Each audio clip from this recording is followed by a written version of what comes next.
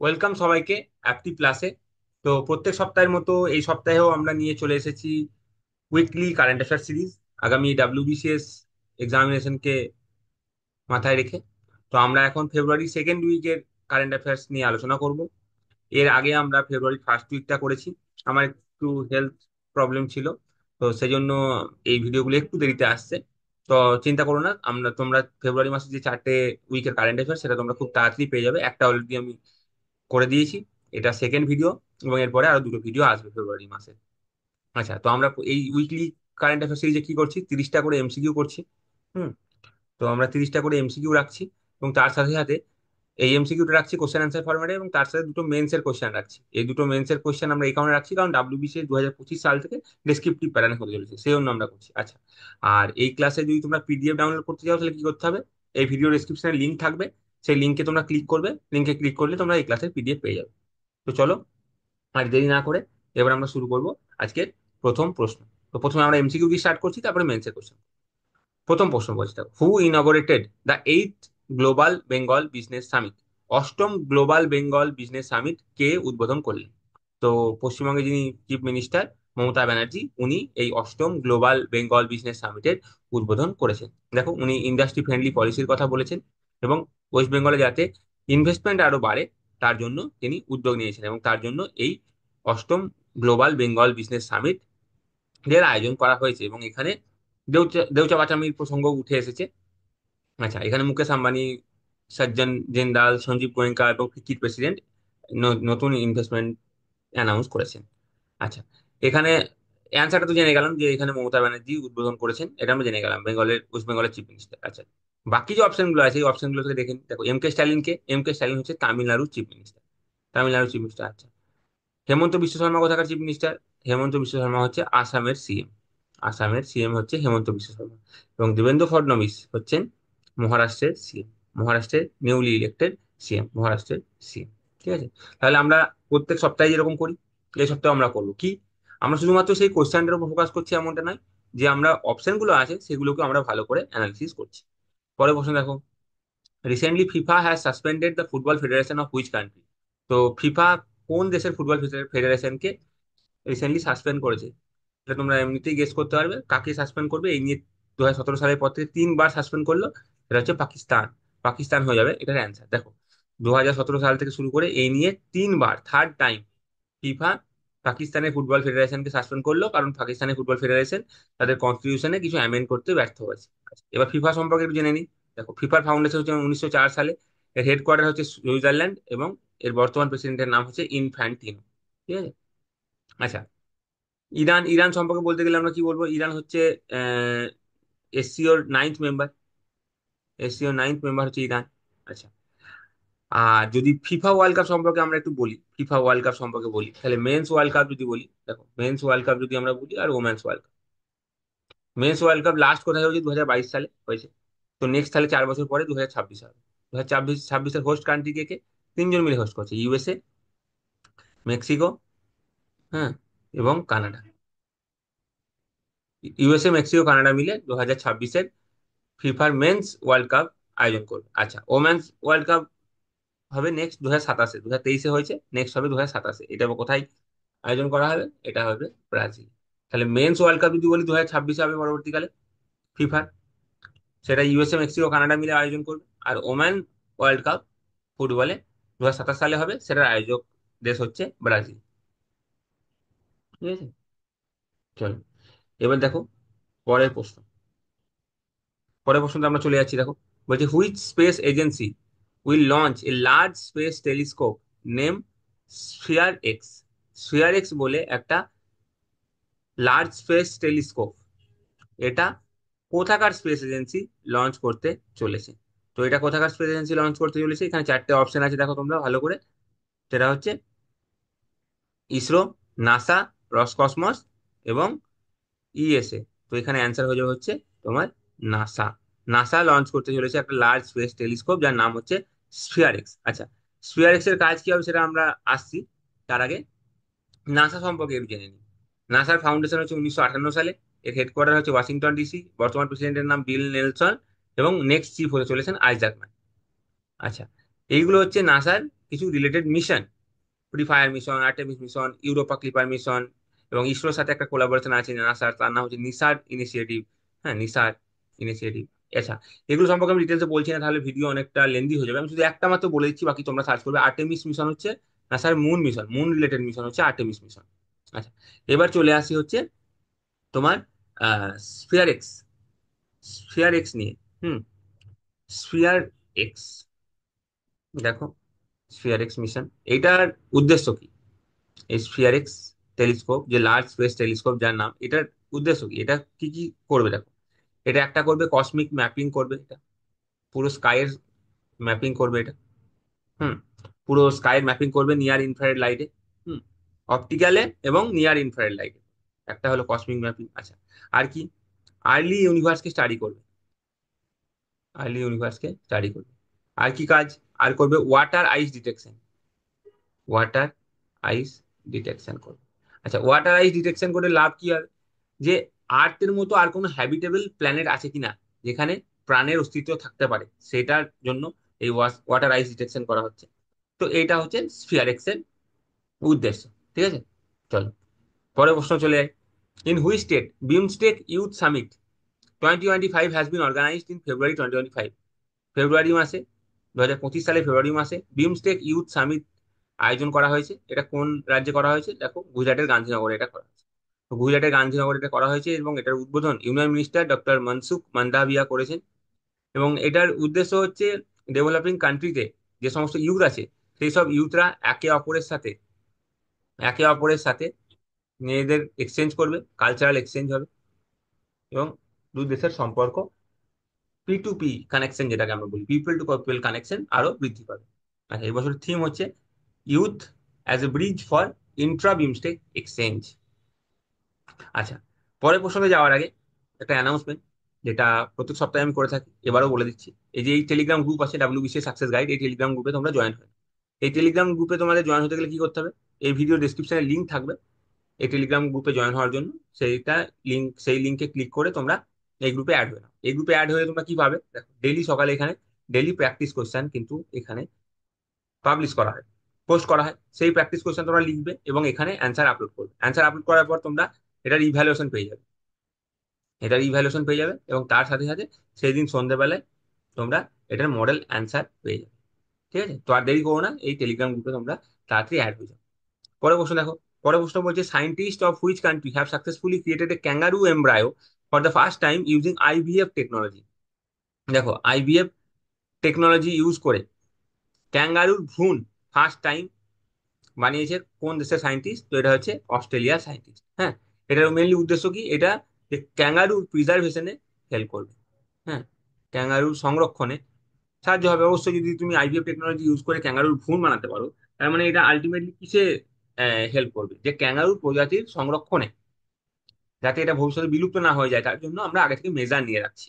এটার এই এটার ফলে এটা এই প্রজাতির সংরক্ষণে এটা হেল্প হবে। চলো পরের প্রশ্ন দেখো, বলছে which Indian boxer has won the gold medal in the women 75 KG category in the 38 national games? 38 national গেমসে 75 কেজি ক্যাটাগরিতে গোল্ড মেডেল জিতেছে ভারতের কোন বক্সার? তো এই নিয়ে পরপর 3 বছর জিতলেন হচ্ছে লভলিনা বর্গেন। এই লভলিনা বর্গেন ভারতের হয়ে কিন্তু অলিম্পিক্সেও আমাদেরকে পদক এনে দিয়েছে। আচ্ছা, এবার নিখাত জারিন সম্পর্কে বলে থাকি, ইনিও হচ্ছে বক্সার, নিখাত জারিনও বক্সার।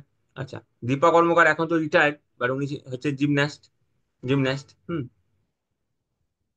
এবং উনি অলিম্পিকে যতদূর সম্ভব হচ্ছে 2016 সালের অলিম্পিকে উনি ফোর্থ পজিশন নিয়েছিলেন। তো কোনো মেডেল পাননি, কিন্তু ফোর্থ পজিশনে গেছিলেন।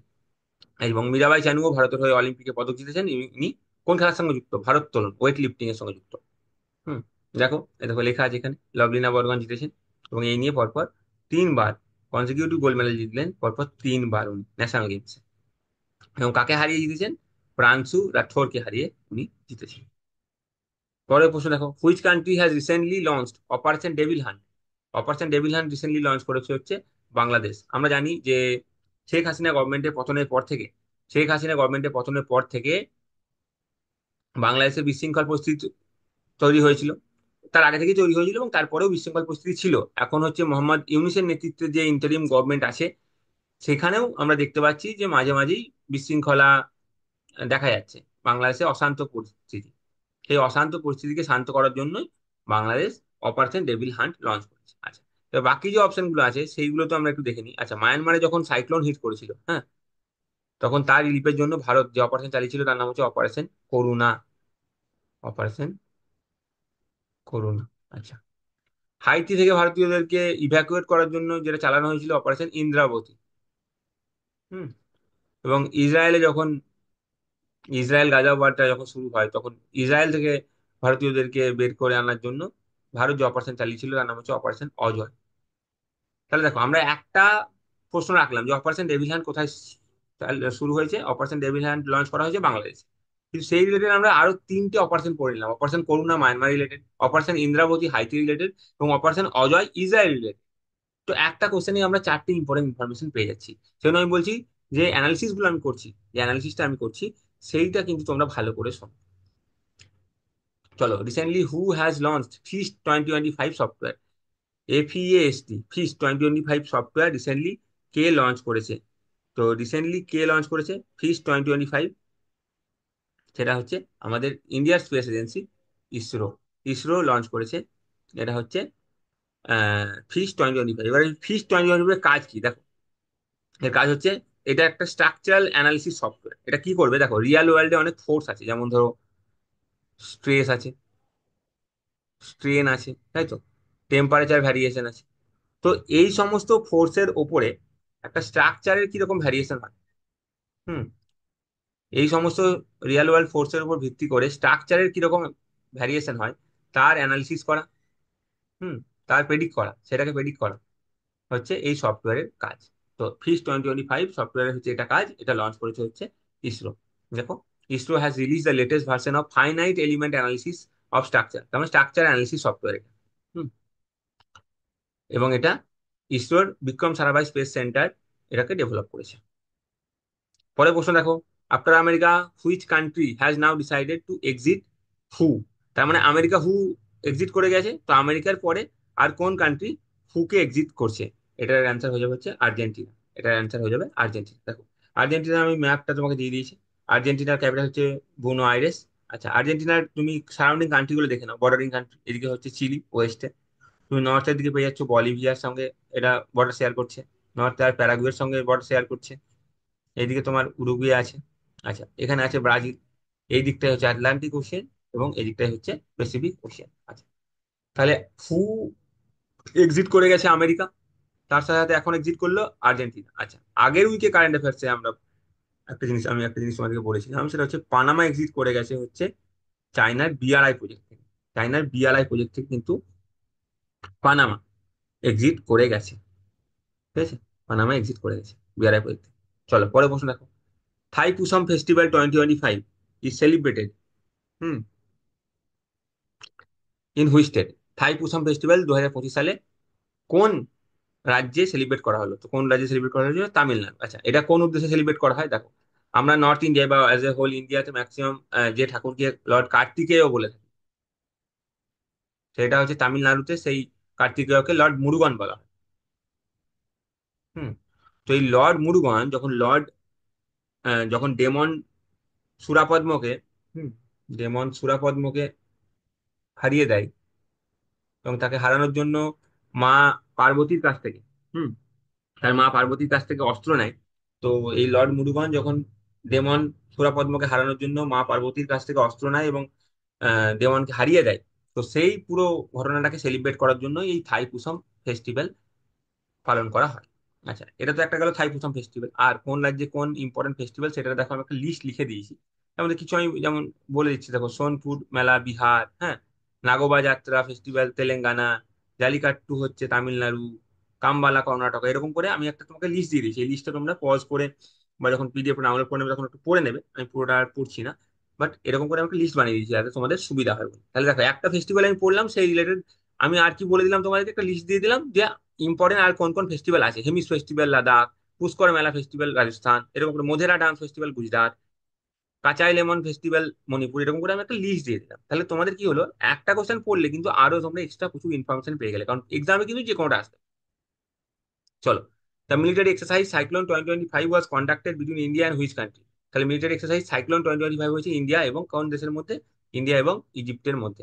ইন্ডিয়া এবং ইজিপ্টের মধ্যে হয়েছে এবছর। এটা কোথায় হয়েছে? রাজস্থানে এটাকে কন্ডাক্ট করা হয়েছে। দেখো মিলিটারি এক্সারসাইজ আমরা আগের উইকেও পড়েছি। তুমি যদি আগের উইকের ভিডিও দেখে নাও, তাহলে ফ্রান্সের সাথে আমরা কি কি এক্সারসাইজ করি, আর বাকি কান্ট্রির সাথে কি আমরা এক্সারসাইজ করি, সেগুলো কিন্তু আমরা বলেছি। যে বরুণা, গারুদা, এগুলো আমরা করি। এগুলো কিন্তু আগের উইকেট তোমরা কারেন্ট অ্যাফেয়ার্সে দেখে নেবে। আমি তখন ওখানে কিন্তু ডিটেলসে আলোচনা করেছি যে মিলিটারি এক্সারসাইজ গুলো নিয়ে। তাহলে এটা সাইক্লোন 2025 কার কার মধ্যে? ইন্ডিয়া এবং ইজিপ্টের মধ্যে। আচ্ছা, পরে প্রশ্ন দেখো, where did the 2 day conference on artificial intelligence begin? Artificial intelligence দুদিনের যে কনফারেন্স আর্টিফিশিয়াল ইন্টেলিজেন্সের উপরে, সেটা কোথায় হলো? সেটা ফ্রান্সে হলো। সেটা হচ্ছে ফ্রান্সে হলো, এবং এখানে আমাদের প্রাইম মিনিস্টার নরেন্দ্র মোদী এখানে উপস্থিত ছিলেন, এবং উনি এখানে এআই এর পজিটিভ, এআই নেগেটিভ সম্পর্কে বলেছেন। এআই এর পজিটিভ সম্পর্কে উনি বলতে গিয়ে বলেছেন যে এখন যে কোনো ধরো মেডিকেল রিপোর্ট, হ্যাঁ, যে কোনো মেডিকেল রিপোর্ট যদি আমরা এআই কোনো সফটওয়্যারে যদি আমরাকে আপলোড করে দিই, তাহলে খুব সহজে, খুব সরল ভাষায় এই এআই অ্যাপ আমাদেরকে কি বলে দিচ্ছে যে আমার কি কোন রোগ হয়েছে, তার জন্য কোন ওষুধ খেতে হবে, কটার সময় খেতে হবে, সব আমাকে খুব সহজ ভাষায় আমাকে মেডিকেল কমপ্লিকেশন গুলো সহজ ভাষায় বুঝিয়ে দিচ্ছে আমরা যদি কোনো প্রেসক্রিপশন আপলোড করি তাহলে। কিন্তু এটা নেগেটিভ বলতে গিয়ে উনি বলেছেন যে এখানে ডেটা কিন্তু খুব লিমিটেড, সেই জন্য ম্যাক্সিমাম চান্স আছে যদি আমরা কোনো এআই অ্যাপকে বলি যে কোনো একটা মানুষের ছবি দাও যে বাঁ হাতে লিখছে, সেরকম ছবি কিন্তু এআই অ্যাপ জেনারেলি প্রডিউস করতে পারে না। ম্যাক্সিমাম তুমি যদি ওকে বলো যে এমন একটা পার্সনের ছবি আমাকে দাও যে বাঁ হাতে লিখছে, তাহলেও কিন্তু তা সত্ত্বেও এআই অ্যাপ আমাকে একজন ডান হাতে লেখা ব্যক্তির ছবি দেবে। তো এটা লিমিটেশন যে এর ডেটা কত লিমিটেড, সেটাও একটা প্রমাণ করে এটার মাধ্যমে। তো আর্টিফিশিয়াল ইন্টেলিজেন্সের পজিটিভ, আর্টিফিশিয়াল ইন্টেলিজেন্সের কি কি নেগেটিভ, সেটা উনি এখানে বিস্তারিতভাবে এই কনফারেন্সে বলেছিলেন। আচ্ছা, যাই হোক, আর্টিফিশিয়াল ইন্টেলিজেন্স সম্পর্কে একটা মেন্সের কোশ্চেন আমি আজকে রেখেছি, সেই জন্য ওখানে আরো ডিসকাশন করবো, তাই এখানে আর কোনো ডিসকাশন করছি না। আচ্ছা, আজারবাইজান বাকুতে COP29 আয়োজন করা হয়েছে। হুম। আচ্ছা, আর ইন্ডিয়া ইন্টারন্যাশনাল সোলার অ্যালায়েন্সের 7th এডিশন এর হোস্ট কান্ট্রি। চলো, পরের প্রশ্ন দেখো, India has become fourth country, which country to achieve 100 GW solar power capacity? India হয়ে গেল ফোর্থ কান্ট্রি যে সোলার পাওয়ার ক্যাপাসিটিতে 100 GW অ্যাচিভ করে নিয়েছে। কার কার পরে? চায়না এর আগে অলরেডি অ্যাচিভ করে নিয়েছে, ইউএস করে নিয়েছে, এবং জার্মানি করে নিয়েছে। তো ইন্ডিয়া হলো fourth largest country to cross 100 GW milestone. ঠিক আছে। আচ্ছা, এবং ইন্ডিয়ার যে রিনিউয়েবল এনার্জি সোর্স আছে, সেখানে কি কি আছে? সোলার এনার্জি আছে, উইন্ড এনার্জি আছে, হাইড্রো ইলেকট্রিক এনার্জি আছে, এবং উইন্ড পাওয়ার আছে। তার মধ্যে ইন্ডিয়ার যত রিনিউয়েবল এনার্জি ক্যাপাসিটি আছে, তার মধ্যে সোলার এনার্জি কন্ট্রিবিউট করে 47%। মানে পুরো ইন্ডিয়ার যে রিনিউয়েবল এনার্জি ক্যাপাসিটি, তার অলমোস্ট 50% কন্ট্রিবিউশন কোথা থেকে আসে? সোলার এনার্জি থেকে আসে। আচ্ছা, what is the rank of India in the corruption perception index? Corruption perception ইন্ডেক্সে ইন্ডিয়ার র্যাঙ্ক, করাপশন পারসেপশন ইন্ডেক্সে ইন্ডিয়ার র্যাঙ্ক হচ্ছে তোমার, দেখো এখানে লেখা আছে 96 আউট অফ 180 কান্ট্রি। আচ্ছা, এখানে করাপশন পারসেপশন মানে লোকের কতটা মনে হচ্ছে যে এখানে করাপশন হচ্ছে, সেটার ইন্ডেক্স এটা। আচ্ছা, জেনারেলি এটা পাবলিক সেক্টর করাপশনটা দেখা হয় জেনারেলি, এবং এই করাপশন পারসেপশন ইন্ডেক্সের টপ কান্ট্রি হচ্ছে ডেনমার্ক। ডেনমার্ক টপ কান্ট্রি যখন আমি বলছি, তার মানে এখানে লিস্ট করাপশন আছে, হ্যাঁ। এবং তারপরে ফিনল্যান্ড এবং সিঙ্গাপুর। তো এটা মেনলি পাবলিক সেক্টর করাপশনটা দেখা হয় এখানে। ঠিক আছে। আচ্ছা, এবার যদি আমি আর ইন্ডিয়ার যে ইম্পর্টেন্ট র্যাঙ্কিং, সেটা যদি আমি তোমাদেরকে একটু জাস্ট বলে দিই, হ্যাঁ, আর যে যে ইম্পর্টেন্ট র্যাঙ্কিং, সেগুলো হচ্ছে, ধরো যদি হ্যাপিনেস ইন্ডেক্সে বলি, হ্যাঁ, দেখে নাও তোমরা, হ্যাপিনেস ইন্ডেক্সে ইন্ডিয়ার র্যাঙ্ক হচ্ছে 126। হুম। জেন্ডার গ্যাপ, জেন্ডার গ্যাপে ইন্ডিয়ার র্যাঙ্ক হচ্ছে 129। গ্লোবাল পিস ইন্ডেক্স, পিসে ইন্ডিয়ার র্যাঙ্ক হচ্ছে 116। আচ্ছা, এই গ্লোবাল পিস ইন্ডেক্স এবং জেন্ডার গ্যাপ ইন্ডেক্স, এই দুটোতেই এই দুটোতেই টপ কান্ট্রি হচ্ছে আইসল্যান্ড। ঠিক আছে। তো এরকম করে দেখো, আমি একটা এখানে কোশ্চেন রেখেছি একটা ইন্ডেক্স, কিন্তু আরো তোমাকে আরো দু তিনটে ইন্ডেক্স, ইম্পর্টেন্ট ইন্ডেক্স আমি তোমাকে কিন্তু বলে দিলাম কোশ্চেনের মাধ্যমে। পরে প্রশ্ন দেখো, in which country has the United Nation food and agriculture organisation FAO launch the উগাড ক্লাইমেট রেজিলিয়েন্ট এগ্রিকালচার প্রজেক্ট? দেখো, এখানে কোশ্চেনের মধ্যেই বলে দিয়েছে উগবাদ কি। উগবাদ হচ্ছে একটা ক্লাইমেট রেজিলিয়েন্ট এগ্রিকালচার প্রজেক্ট। তো এটা কোথায় লঞ্চ করা হয়েছে? সোমালিয়াতে। দেখো, সোমালিয়ার ম্যাক্সিমাম কিন্তু এগ্রিকালচারের উপর নির্ভরশীল, এবং আমরা জানি কিছু বছর আগে এখানে ফুড ইনসিকিউরিটির একটা প্রবলেম চলছে। ঠিক আছে। তো ফুড সিকিউরিটি রিলেটেড এখানে প্রবলেম প্রায় কিন্তু লাস্ট কয়েক বছর ধরে চলছে। তো সেই কনটেক্সটে এই উগবাদ ক্লাইমেট রেজিলিয়েন্ট এগ্রিকালচার প্রজেক্ট এটাকে লঞ্চ করা হয়েছে সোমালিয়াতে। এবং যেহেতু এখানে ফুড সিকিউরিটি প্রবলেম চলছে, তো এই রিলেটেড একটা কোশ্চেন অলরেডি কিন্তু ইউপিএসসি তার প্রিলিমস জিজ্ঞেস করে ফেলেছে সোমালিয়া নিয়ে। হুম। তো সেজন্য এই রিজনটা খুব ইম্পর্টেন্ট। দেখো সোমালিয়া, এখানে তুমি সোমালিয়ার যে সারাউন্ডিং কান্ট্রি সেগুলো তোমরা এখানে দেখতে পারবে। হুম। এগুলো তোমরা দেখতে পাবে, দেখো সোমালিয়া। হুম। দেখো এদিকে আছে ইথিওপিয়া, জিবুতি। হুম। Gulf of Aden. আমি ম্যাপটা সঙ্গে সঙ্গে তোমাকে দিয়ে দিচ্ছি, যাতে তোমরা যেগুলো হচ্ছে প্লেসেস এর নিউজ, তার সারাউন্ডিং ম্যাপটা তোমরা দেখে নিতে পারো। সেজন্য আমি ম্যাপটা অ্যাড করে দিচ্ছি প্রত্যেকটা কোশ্চেনের সাথে, যেগুলো ইম্পর্টেন্ট এখানে। আচ্ছা, what is the rank of India in the world banks logistic performance index? দেখো লজিস্টিক পারফরমেন্স ইন্ডেক্স মানে হচ্ছে, ধরো এখানে কোনো একটা অরিজিন পয়েন্ট আছে, হ্যাঁ, অরিজিন পয়েন্ট আছে, এখানে গুডস অ্যান্ড সার্ভিসেস প্রডিউস হচ্ছে, আর এখানে ধরো এটা হচ্ছে তোমার কনজাম্পশন হবে এখানে। হ্যাঁ, তাহলে এই অরিজিন প্লেস থেকে গুডস অ্যান্ড সার্ভিসটাকে কনজাম্পশন যেখানে হবে সেই প্লেসে নিয়ে যেতে হবে। তো মাঝে রোড আছে, ট্রান্সপোর্ট আছে, ফুয়েলের ব্যবস্থা করতে হবে। তো এই যে অরিজিন প্লেস থেকে এই কনজাম্পশন যেখানে হবে এই প্লেসে নিয়ে আসার এই যে পুরো সিস্টেমটা, এটা হচ্ছে তোমার লজিস্টিক্স। হুম। এটা কত স্মুথলি নিয়ে যাচ্ছি, নিয়ে যেতে পারছি, কত ইজিলি নিয়ে যেতে পারছি, কত তাড়াতাড়ি কনজাম্পশন, মানে যেখানে কনজাম্পশন হবে সেই প্লেসে পৌঁছাতে পারছি, কত কম খরচে পৌঁছাতে পারছি, সেই সমস্ত কিছুর উপর ভিত্তি করে লজিস্টিক পারফরমেন্স ইন্ডেক্স করা হয়।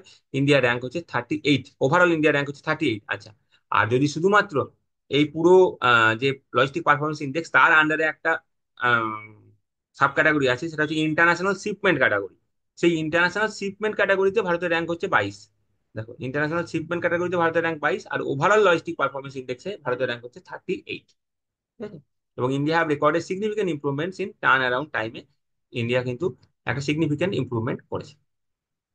চলো পরে প্রশ্ন দেখো, which country will inaugurate the first Olympic esports game in 2027?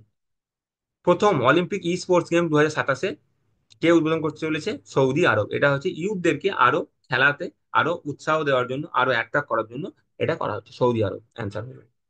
Who will be honoured with outstanding achievement award 2025 by IIFA? IIFA কোন অ্যাক্টরকে আউটস্ট্যান্ডিং অ্যাচিভমেন্ট অ্যাওয়ার্ড দিচ্ছে? যেটা দিচ্ছে হচ্ছে রাকেশ রোশনকে। রাকেশ রোশনকে এই অ্যাওয়ার্ড দেওয়া হচ্ছে। ঠিক আছে। আচ্ছা, মিথুন চক্রবর্তী আমরা জানি আগের বছর দাদা সাহেব ফালকে অ্যাওয়ার্ডে ভূষিত হয়েছেন উনি। আচ্ছা, বিক্রান্ত মাসে তোমরা জানো 12 ফেল মুভির জন্য বিখ্যাত। চলো পরের প্রশ্ন দেখো, হুইচ কান্ট্রি টপ দ্য 2025 প্যারা archery Asia cup world ranking competition? এই কোশ্চেনটা এই কারণে ইম্পর্টেন্ট, কারণ এখানে ভারত টপ করেছে। এখানে ভারত টপ করেছে। দেখো টোটাল ভারত 27 জনের একটা টিম পাঠিয়েছিল। হ্যাঁ, এবং এখানে ভারত 6টা গোল্ড মেডেল জিতেছে। টোটাল 12টা মেডেল জিতেছে ভারত, তার মধ্যে 6টা গোল্ড, 3টে সিলভার এবং 3টে ব্রোঞ্জ। হুম। এবং এটা কোথায় আয়োজন করা হয়েছিল? এটা ব্যাংকক, থাইল্যান্ডে আয়োজন করা হয়েছিল। এবং এটার টপ কান্ট্রি হচ্ছে ইন্ডিয়া। দেখো Bolojan became the interim president of which country? Bolojan রোমানিয়ার ইন্টারিম প্রেসিডেন্ট হিসেবে ওনাকে অ্যাপয়েন্ট করা হয়েছে। দেখো রোমানিয়ার ম্যাপ আমি দিয়ে দিয়েছি। রোমানিয়ার ক্যাপিটাল বুচারেস্ট। আচ্ছা, এর যে সারাউন্ডিং কান্ট্রি দেখে নাও, এদিকে হাঙ্গেরি আছে, সার্বিয়া আছে, বুলগারিয়া আছে, মলডোভা, এদিকে ইউক্রেন আছে। আচ্ছা, এই সাইডে আছে ব্ল্যাক সি। আচ্ছা দেখো টার্কির অবস্থান, দেখো টার্কি হচ্ছে এমন একটা কান্ট্রি, এটা ইউপিএসসি ও প্রিভিয়াস ইয়ার কোশ্চেন এসেছিল যে টার্কি কার কার মধ্যে আছে। দেখো, টার্কি এদিকে ব্ল্যাক সি, এদিকে তোমার মেডিটেরিয়ান সি আছে, তো তার মাঝে হচ্ছে টার্কি। হুম। তো দেখো যেগুলো হচ্ছে প্লেসেস এর নিউ, যেগুলো ইম্পর্টেন্ট প্লেস ওয়ার্ল্ড ম্যাপে, আমি সেগুলো কিন্তু সমস্ত ওয়ার্ল্ড ম্যাপ গুলো কিন্তু অ্যাড করে দিয়েছি। ভালো করে দেখবে। আচ্ছা, which new digital platform has SEBI launch recently? SEBI একটা নতুন ডিজিটাল প্ল্যাটফর্ম লঞ্চ করেছে, তার নাম হচ্ছে মিত্র। মিত্র এই অ্যাপটার কাজ কি?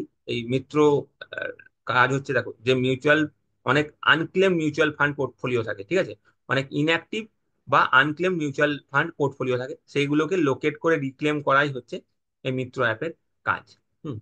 আচ্ছা, সেবির ফাউন্ডেশন ইয়ার তো অ্যাকচুয়ালি হচ্ছে 1988, কিন্তু তখন সেটা নন স্ট্যাচুটরি বডি হিসাবে এস্টাবলিশ হয়েছিল। পরে 4 বছর পরে 1992-তে এটা স্ট্যাচুটরি বডির স্ট্যাটাস পায়। এটার হেডকোয়ার্টার হচ্ছে মুম্বাই, এবং এটার বর্তমান চেয়ারপারসন হচ্ছে মাধবী পুরী কোচ। তাহলে এটার অ্যান্সার হয়ে যাবে হচ্ছে তোমার সেবি। চলো, এটার অ্যান্সার হয়ে যাবে তোমার মিত্র। মিত্র অ্যাপ, সেবি লঞ্চ করেছে মিত্র অ্যাপ।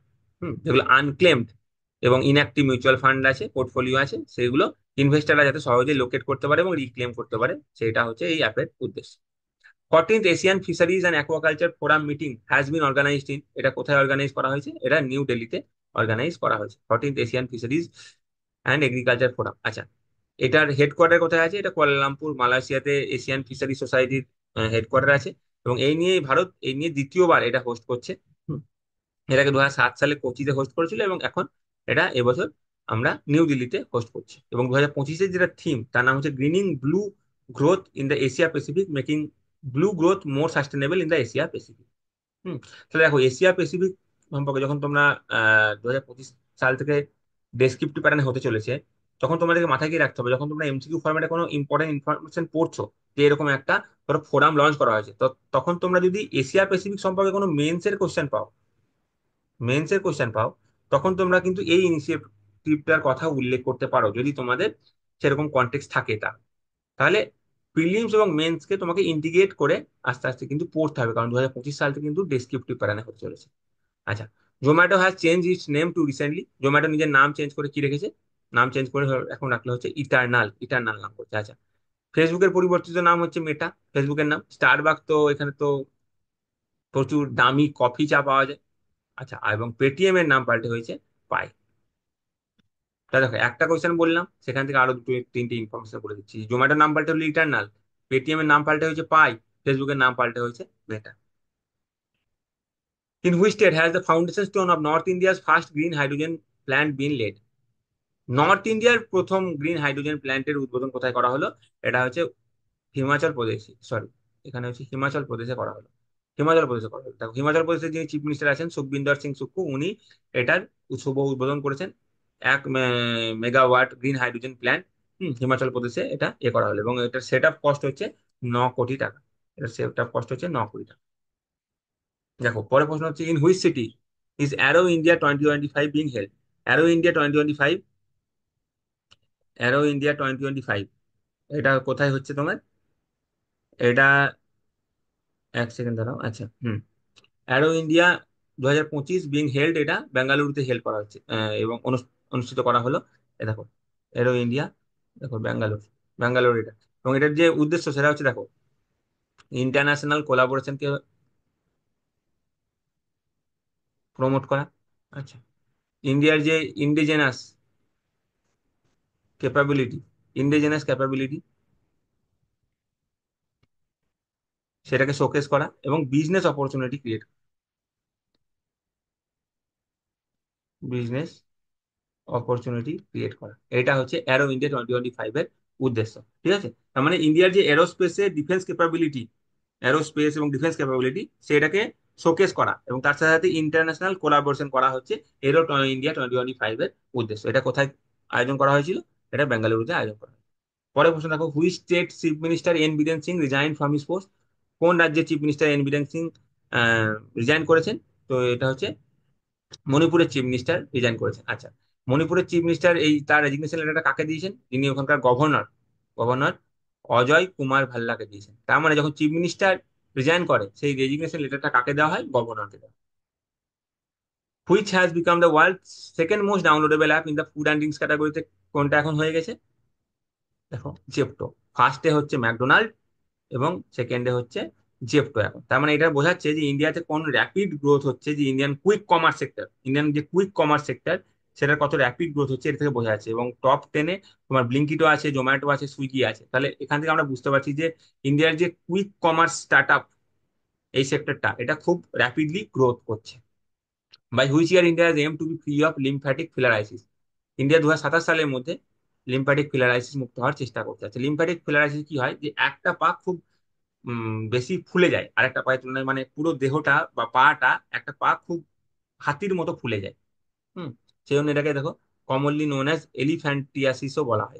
এটা এটা তোমরা একটু গুগল সার্চ করে এটার ফটো দেখে নেবে, এই রোগটা হলে কিরকম হয় সেটা ফটো দেখে নেবে। 2027 সালের মধ্যে এটা মুক্ত হওয়ার চেষ্টা করছি। আচ্ছা, ইন্ডিয়ার যে টিবি মুক্ত হওয়ার যে টার্গেট, সেটা 2025-এর মধ্যে আছে। ম্যালেরিয়া মুক্ত হওয়ার টার্গেট আছে 2030-এর মধ্যে। এবং চাঁদে হিউম্যান পাঠানোর উদ্দেশ্য আছে হচ্ছে 2040-এর মধ্যে। চলো পরের প্রশ্ন, India develop the world first Diva marker vaccine for which virus? Diva marker vaccine India প্রথম ওয়ার্ল্ডে ডেভেলপ করলো কোন ভাইরাসের জন্য? এটা হচ্ছে লাম্পি ভাইরাসের জন্য। দেখো লাম্পি ভাইরাস সম্পর্কে লেখা আছে।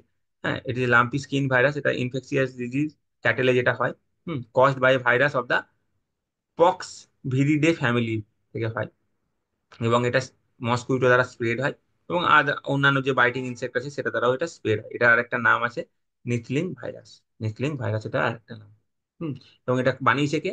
দেখো Hyderabad based Bharat Biotech Biovet company, ICAR, Indian Council of Agriculture রিসার্চের সাথে কোলাবোরেট করে এই ভ্যাকসিনটা বানিয়েছে, যার নাম হচ্ছে বায়োলুম্পি ভ্যাকসিন, বায়োলুম্পি ভ্যাকসিন। পরের প্রশ্ন দেখো, who has been appointed as the event ambassador for the ICC champions trophy from 2025? Hmm, ICC champions trophy কোথায় অনুষ্ঠিত হচ্ছে? পাকিস্তান তো আয়োজক দেশ, কিন্তু ভারত কিন্তু পাকিস্তানে খেলতে যায়নি। ভারতের খেলাগুলো আবু আবু আবু ধাবিতে আলাদা করে হচ্ছে। আচ্ছা, এটার যে ইভেন্ট অ্যাম্বাসেডার ভারতের তরফ থেকে হয়েছে Shikhar Dhawan. Total 4জন event ambassador আছেন, একটা হচ্ছে শেন ওয়াটসন, একটা হচ্ছে সরফরাজ আহমেদ, একজন হচ্ছে টিম সাউদি এবং আরেকজন হচ্ছে ভারতের Shikhar Dhawan. Total 4জন event ambassador কিন্তু আছে। আর বাকি এগুলো তোমরা জানো, ঋষভ পান্ত হচ্ছে ভারতের উইকেট কিপার ব্যাটসম্যান, দীনেশ কার্তিকও উইকেট কিপার ব্যাটসম্যান ছিলেন, এখন রিটায়ার করে গেছেন ইন্টারন্যাশনাল ক্রিকেট থেকে। জসপ্রীত বুমরাহ হচ্ছে ভারতের ফাস্ট বোলার। আচ্ছা, এবার দুটো মেন্সের কোশ্চেন দেখো করে নিই আমরা। India is এমিং to become a global export hub for increased growth and employment. এবার বলছে ইউনিয়ন বাজেট 2025-26 কিভাবে ইন্ডিয়াকে গ্লোবাল এক্সপোর্ট হাব হওয়ার জন্য হেল্প করবে, এটা হচ্ছে কোশ্চেন। তো দেখো, আমরা ইন্ট্রো, বডি, কনক্লুশন এই ফরম্যাটে লিখবো। তো এখানে ইন্ট্রোডাকশন তুমি ফিনান্স মিনিস্টার যে 4টে কি ইঞ্জিন বলেছে ডেভেলপমেন্টের, সেটা সম্পর্কে সেটা মেনশন করো। উনি বলেছেন এগ্রিকালচার একটা ইঞ্জিন, হুম, এমএসএমই একটা ইঞ্জিন, ইনভেস্টমেন্ট একটা ইঞ্জিন এবং এক্সপোর্ট হচ্ছে আরেকটা ইঞ্জিন। তাহলে 4টে কি ইঞ্জিনের মধ্যে এক্সপোর্ট একটা ইঞ্জিন, তুমি ইন্ট্রোডাকশন এটা বললে। তারপরে তুমি মেনশন করে দাও কি এক্সপোর্ট প্রমোশন মিশনের কথা মেনশন করো, ভারত ট্রেড নেটের কথা মেনশন করো, গ্লোবাল সাপ্লাই চেইন ইন্টিগ্রেশনের কথা মেনশন করো, এবং এখানে গ্লোবাল ক্যাপাসিটি সেন্টারের কথা উল্লেখ করো। তো এইগুলো মেন মেন ইম্পর্টেন্ট পয়েন্ট গুলো, যেগুলো হচ্ছে মেন ইম্পর্টেন্ট পয়েন্ট, সেগুলো তোমরা বডিতে মেনশন করো। এবং তারপরে আলটিমেটলি একটা পজিটিভ টোনে এন্ড করো যে ইন্ডিয়ার যে $2 ট্রিলিয়ন যে এক্সপোর্টে যেটা অ্যাচিভ করার ইন্ডিয়ার যে উদ্দেশ্য 2030 সালের মধ্যে, এক্সপোর্টের মাধ্যমে $2 ট্রিলিয়ন যে অ্যাচিভ করার যে উদ্দেশ্য, সেটা পালন করার জন্য এই ইউনিয়ন বাজেট কতটা হেল্পফুল হতে চলেছে সেটা সম্পর্কে বলে তোমরা কনক্লুড করতে পারো। আচ্ছা, পরের প্রশ্ন দেখো, এআই নিয়ে। AI action summit highlighted the need for sustainable artificial intelligence, critically examine the environmental concern. দেখো, এআই তো এআর পজিটিভ তো আমরা জানি, ঠিক আছে, এআই কত পজিটিভ আছে, কিন্তু এআই নেগেটিভ হচ্ছে যে এটা হচ্ছে এনভায়রনমেন্টাল ফ্রেন্ডলি না। তো এটাকে এনভায়রনমেন্ট ফ্রেন্ডলি করতে হবে। তো সেই নিয়ে এই কোশ্চেনটা করেছে যে এনভায়রনমেন্টাল কনসার্নটাকে ক্রিটিক্যালি অ্যানালাইজ করতে বলছে। দেখো, তাহলে এটারও আমরা সেম ফরম্যাটে লিখবো, ইন্ট্রো, বডি, কনক্লুশন ফরম্যাটে লিখবো। দেখো, এআই কি, একটা এমার্জিং টেকনোলজি, এটা কি, এটা নিয়ে তুমি ইন্ট্রোডাকশনে বলে দিলে, এআই সম্পর্কে বলে। আচ্ছা, তারপরে যে এটার যে নেগেটিভ এনভায়রনমেন্টাল কনসার্ন সেগুলো তুমি বলো, কি ইলেকট্রিসিটি কনজাম্পশন বেশি হয়, ওয়াটার কনজাম্পশন বেশি হয়, এবং তার যে ডেটা, যে কত পার্সেন্ট বেশি হয়, কি বেশি হয়, সেইগুলো তুমি বডির মধ্যে লিখো। হ্যাঁ, এবং কেন বেশি হয়, রিজনস ফর হায়ার এমিশন, সেটা তুমি এখানে মেনশন করলে। এবং তারপরে একটা ওয়ে ফরওয়ার্ড দিয়ে তুমি কনক্লুড করে দিলে যে এগুলোকে ট্যাকেল করতে হবে। হ্যাঁ, এভরি মেজার টু ট্যাকেল, কি কি মেজার তুমি নেবে সেটা ওয়ে ফরওয়ার্ডে কনক্লুশনের মধ্যে লিখে দাও। কি এটার ইউজ তো কম আগে করতে হবে, এআই হচ্ছে ভবিষ্যৎ, এআই কে ইউজ করতে হবে, কিন্তু সাস্টেনেবল ওয়েতে ইউজ করতে হবে, যাতে এনভায়রনমেন্টাল এর যে নেগেটিভ যে এনভায়রনমেন্টাল ইম্প্যাক্ট সেগুলোকে যত সম্ভব আমরা কমাতে পারি, এবং সেগুলোকে কমিয়ে আমরা এআই কে ইউজ করার কথা বলবো। এটা বলে আমরা কনক্লুড করে দেবো। তাহলে আজকে ভিডিওটা দেখার জন্য তোমাদের সবাইকে ধন্যবাদ। আজকে আমরা 30টা এমসিকিউ, দুটো মেন্সের কোশ্চেন করলাম। তো থ্যাংক ইউ।